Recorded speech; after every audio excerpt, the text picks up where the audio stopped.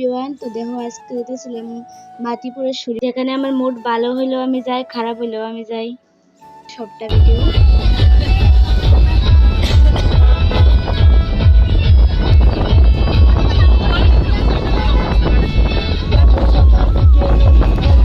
তো একটু গান করতে করতে নাচতে নাচতে আই পড়ছি এদিকে। দেখো আকাশটা কত সুন্দর লাগতেছিল, মানে জাস্ট অসাধারণ।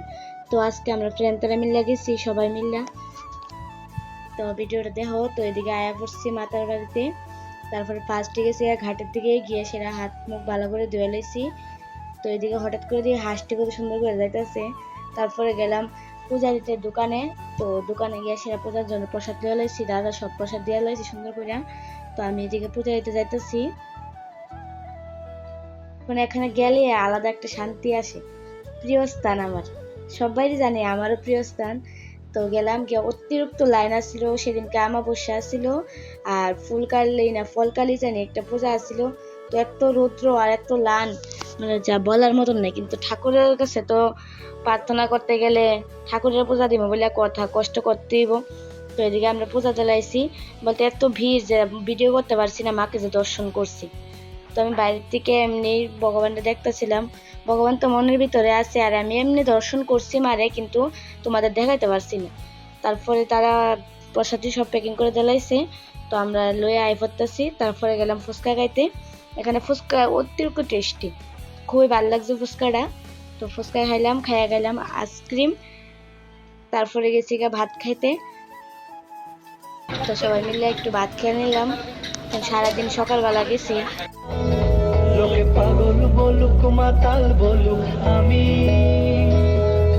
তোমার পিছু ছাড়বো না। লোকে পাগল বলুক মাতাল বলুক, আমি তোমার পিছু ছাড়বো না, তোমার পিছু ছাড়বো।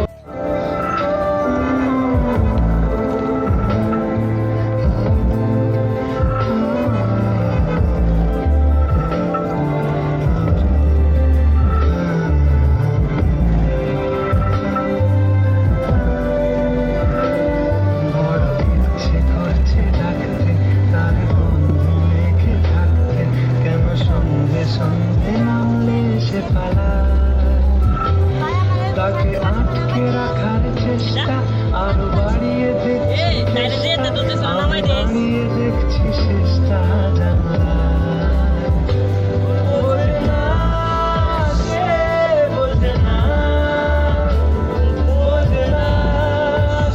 তারপরে গান গাইতে গাইতে আমার সবচেয়ে প্রিয় গানগুলি শুনতে শুনতে আই পড়ছি। তো সবাই টায়ার্ড হয়েছে, এদিকে পাপি ঘুমাইও গেছে গা। তো এবার বাড়িতে আউনের পালা। তো মোটামুটি বাড়ির সামনে আয় পড়ছি। তো আমিও সবাই টাটা করে বাড়িতে বসছি। আজকে লেগে ব্লগটা এতটুকুই, আবার অন্য একটা ব্লগে